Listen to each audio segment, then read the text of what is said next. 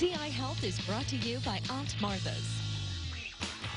When you hear someone has been diagnosed with diabetes, you may think about insulin shots, but there are many ways a person at any age can control their diabetes. And here with more insight, it's Aunt Martha's Chief Medical Officer, Dr. Charles Barron. Dr. Barron, we appreciate you being with us today. Hi. Thank you for inviting me. All right. Well, it is National Diabetes Awareness Month in the month of November. So let's kind of dive right in, because there are multiple types of diabetes, and the month kind of umbrellas all of them. Okay. Yeah, so diabetes has, we have type 1 diabetes and type 2 diabetes.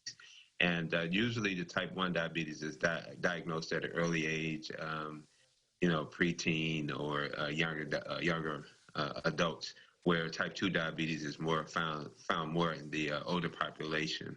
The gist of diabetes is really about how your body responds to insulin. Type 1 diabetes basically means that your body just does not create any insulin to control your blood sugars. Where type 2 diabetes is more so about your body not creating enough insulin to control the sugar that you intake from eating. Well, let's talk about some of the different risk factors that we should all be on the lookout for when it comes to diabetes. So some of the risk factors, one is genetics. So, if you have a strong family history of diabetes, then you're more likely to also have developed diabetes. But other risk factors are definitely obesity. There are certain medications that you may be on. They may predispose you to getting diabetes, and lack of exercise, and just what you're eating. Your eating habits are very, very important into making sure that you don't develop diabetes. Now, if you have any of those risk factors that you just mentioned, and you start noticing some things, maybe some symptoms, what would those symptoms look like? So the interesting thing about it is, so we see a lot of diabetes, especially in type 2 diabetes. We see people who are overweight, and so they start off obese, and they may have dry mouth, feel thirsty all the time. They may feel tired. Sometimes it's craving sugars, or different things like that may occur. But the interesting thing, too, is those who have already developed diabetes and don't know that they have diabetes may see a significant weight loss. And this is because your body is trying to compensate for not being able to get the sugar that the insulin is supposed to be providing for energy. And so your body starts to burn off the fat. And so you start to lose weight significantly. And it's like, wow, I'm not exercising, I'm eating the same, but why am I losing weight? So that's another sign that we have to look for, because a lot of being obese and having diabetes, but then you might also drop this weight really quickly, and that could be a sign of diabetes as well. Interesting. Once you're diagnosed with diabetes, is that something you have forever, or is there a cure or a way to, I guess, make it go away? I mean, you've mentioned being overweight, so if you lose weight healthily, can you heal yourself of diabetes?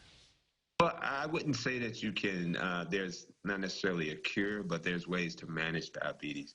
The biggest thing is diet and exercise. Monitoring the sugars that you eat. We have simple carbohydrates and complex carbohydrates. And so the more, the complex carbohydrates like cookie cakes, ice cream, those type of things, we always say stay away from, make sure, or decrease the amount that you intake.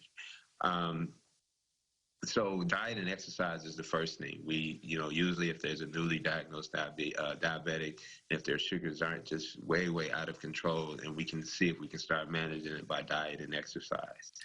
Then there is, oral medication. So you don't necessarily always have to jump directly to insulin, and that's what a lot of people fear. There's oral medications along with the diet and exercise that we may start off with first. And then if we still can't get your diabetes under control, then we may consider insulin or other medication. Well, and that's where you all come in. They're at Aunt Martha's if people need some help, maybe managing their diabetes or just learning more about it. there's a look at the information on where you all are located in Vermilion County and how people can reach out and learn more via your website or phone number. Dr. Barron, we appreciate you being with us and sharing these insightful tips on National Diabetes Month. Oh, thank you. Thank you for having me. All right. For more information on Aunt Martha's and everything we have discussed during this segment, we'll connect you at CILiving.tv. And we sure do appreciate Aunt Martha's sponsoring today's CI Health segment.